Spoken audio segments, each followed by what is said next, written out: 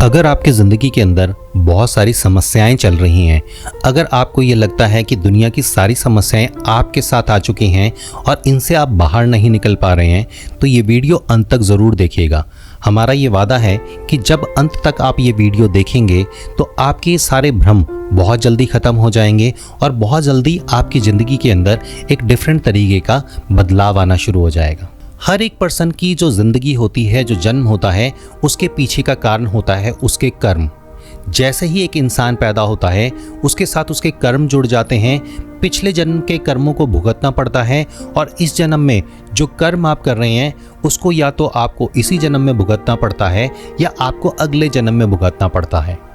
अगर आपको लगता है दुनिया की सारी समस्याएं आपके साथ हैं, तो आप क्यों भूल जाते हैं भगवान श्री राम को, जिनको भगवान होते हुए भी 14 साल का वनवास काटना पड़ा क्योंकि वो मनुष्य अवतार में पैदा हुए थे?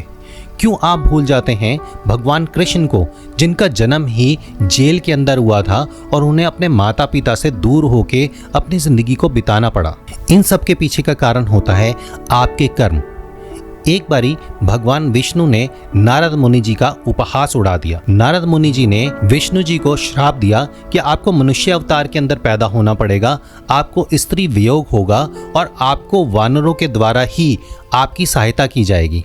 ये थे भगवान विष्णु के बुरे कर्म, जिसकी वजह से उन्हें जन्म लेना पड़ा। और इस जन्म के अंदर जब उन्होंने रावण को मार दिया तो अगले जन्म में भगवान कृष्ण बने और भगवान कृष्ण की जब मृत्यु हुई तो एक तीर लगने से हुई। तो ये वो चीज़ है कि आपके कर्म आपको कभी छोड़ते नहीं। इसी तरीके से भीष्म पितामह को आप जानते होंगे। भीष्म पितामह एक बारी जंगल के अंदर शिकार खेलने के लिए गए। उन्हें रास्ते में एक सर्प यानी कि सांप दिखाई दिया।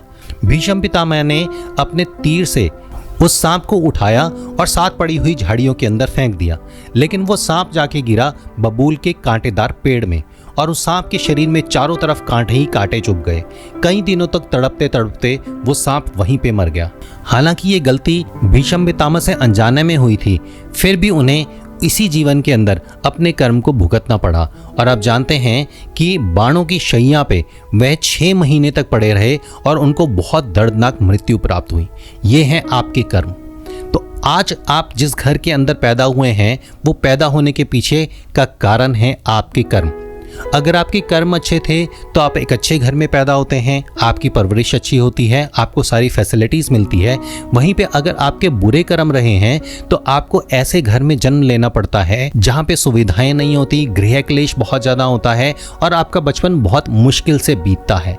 लेकिन जैसे जैसे आप बड़े होते चले जाते हैं और आपके वही कर्म आपके साथ भुगतते भुगतते भुगतते आज आपकी ज़िंदगी के अंदर जो कुछ हो रहा है वो या तो आपके इसी जन्म के कर्म हैं या आपके पिछले जन्म के कर्म आपको यहाँ पे भुगतने पड़ रहे हैं।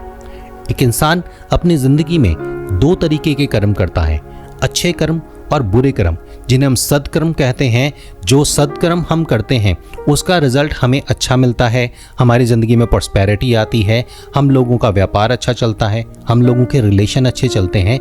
वहीं पे हमने जो बुरे कर्म किए हुए हैं, आप ये खुद जानते हैं कि आपने अपनी ज़िंदगी के अंदर कौन सा बुरा कर्म किया है और उसी की आपको आज भुगतनी पड़ रही है सारी की सारी प्रॉब्लम। एक छोटा सा आपको एग्जाम्पल देके और समझाते हैं। मान लेते हैं कि आज आपकी ज़िंदगी के अंदर कोई ऐसी रिस्पॉन्सिबिलिटी आ गई जिसको आपको करना तो पड़ रहा है लेकिन मन मार के करना पड़ रहा है। मान लेते हैं आपके माता पिता बीमार हैं या किसी के सास ससुर बीमार हैं। ऐसे में आपको उनकी सेवा करनी पड़ रही है, उनका यूरिन उठाना पड़ रहा है यानी कि उनका मूत्र साफ करना पड़ रहा है, उनको पॉटी करवानी पड़ रही है या उसे साफ करना पड़ रहा है। ऐसे में आपका दिल अंदर से कहेगा कि ये सब कुछ मुझे ही क्यों करना पड़ रहा है। लेकिन यकीन मानिए कि अगर आपको इस जन्म में ये सब कुछ करने का मौका मिल गया तो आपके पुराने जन्म के बुरे कर्म इससे ज़्यादा बेहतर तरीके से नहीं कट सकते। और जब आपको ये पता ही है कि ये काम आपने करना ही है तो क्यों ना इस काम को खुशी खुशी कर लिया जाए। अगर ये सारा काम आप करते हैं और खुशी खुशी करते हैं तो यकीन मानिए बहुत जल्दी आपकी ज़िंदगी के अंदर एक बहुत बड़ा परिवर्तन आने वाला है, क्योंकि कर्म को तो आपको भुगतना ही पड़ेगा। और कोशिश ये कीजिए कि इस जन्म में आप किसी भी तरीके के कोई बुरे कर्म ना करें।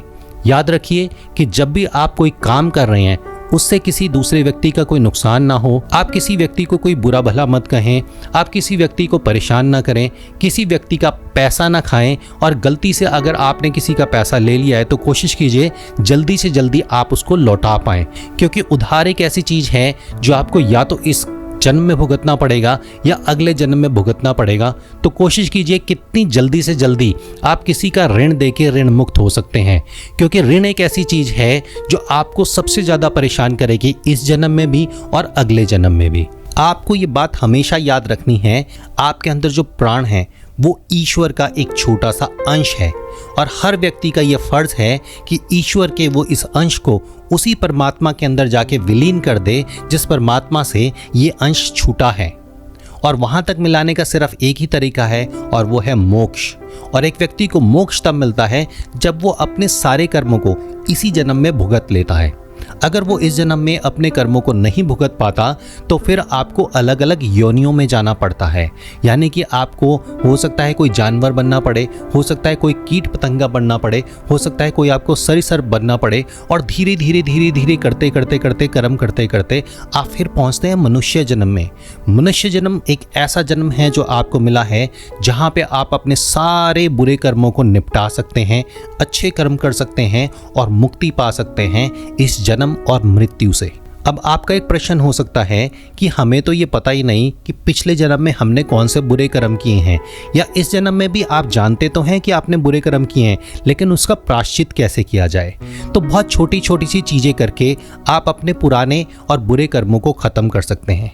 जब आप सुबह उठते हैं तो सबसे पहले भगवान को प्रणाम कीजिए, अपने दोनों कानों को पकड़िए और ईश्वर से, परमपिता परमेश्वर से माफ़ी मांगिए और कहिए कि हमने जाने अनजाने में पिछले जन्म में या इस जन्म में अगर भूल से कोई भी गलती कर दी हो, कोई भी बुरा कर्म किया हो, तो हम उसके लिए दिल से क्षमा मांगते हैं। मेरे सारे पुराने बुरे कर्मों को ख़त्म कीजिए और मुझे अच्छे कर्मों का परिणाम दीजिए, अच्छे कर्मों का रिजल्ट दीजिए। आप देखेंगे धीरे धीरे आपकी ज़िंदगी में बदलाव आना शुरू हो जाएगा। कभी भी अपने मुख से बुरे शब्द या गाली गलौज मत दीजिए, क्योंकि ये आपके कर्मों को खराब करते हैं। कभी किसी की निंदा मत कीजिए, कभी किसी को परेशान मत कीजिए, और पूरी तरीके से कोशिश कीजिए कि आपके द्वारा हर एक व्यक्ति प्रसन्न रहे, हर एक व्यक्ति खुश रहे, और आप जो भी काम कर रहे हैं उससे किसी ना किसी का भला जरूर हो। दूसरा उपाय है, आप जो भी कमाई कर रहे हैं उस कमाई से एक छोटा सा हिस्सा निकाल के आप किसी न किसी की सेवा ज़रूर कीजिए। आप किसी भूखे को खाना खिला सकते हैं, किसी गरीब को पैसा दे सकते हैं, या आप जानवरों की सेवा कर सकते हैं, गाय को चारा खिला सकते हैं, उनको दवाइयाँ दे सकते हैं। इस तरीके का काम करके आप अच्छे कर्म कर सकते हैं। और ये जिनकी आप सेवा कर रहे हैं, जब इनके मुख से आपके लिए दुआ निकलेगी, आपके लिए अच्छी बातें निकलेंगी, तो आपके पुराने कर्म खत्म होते चले जाएंगे, बुरे कर्म खत्म होते चले जाएंगे, और आप देखेंगे धीरे धीरे आपकी ज़िंदगी के अंदर एक पॉजिटिव परिवर्तन आना शुरू हो गया है। धीरे धीरे आपकी समस्याएं खत्म होती जा रही हैं, आपके चेहरे पे खुशी आती जा रही है। और भगवान का शुक्र मानिए कि आप अपने आप को सिर से लेके पाँव तक एक बारी देखिए, आपको भगवान ने कितना खूबसूरत बनाया है, आपको भगवान ने कितना अच्छा दिमाग दिया है, हाथ पैर दिए हैं। आप सब कुछ कर सकते हैं, अपनी ज़िंदगी में अचीव कर सकते हैं अगर आप अपने कर्मों को सही कर लें। लॉ ऑफ अट्रैक्शन यानी कि आकर्षण का नियम ज़िंदगी के अंदर कैसा काम करता है, ये आपको बताएंगे अगले वीडियो में। अगर इस वीडियो से आपको कोई भी प्रेरणा मिली हो, आपकी ज़िंदगी में कोई बदलाव आए, तो हमें कमेंट बॉक्स में आके ज़रूर बताइएगा। साथ ही अगर आपको लगता है कि आपके किसी मित्र, आपके किसी दोस्त या पारिवारिक सदस्य को भी इस वीडियो से कोई फ़ायदा हो सकता है, तो उनके साथ शेयर करके भी आप अपने कर्मों को अच्छा कर सकते हैं। अगला वीडियो आप लोगों के लिए लाएंगे, तब तक के लिए हमारी तरफ से आपको नमस्कार,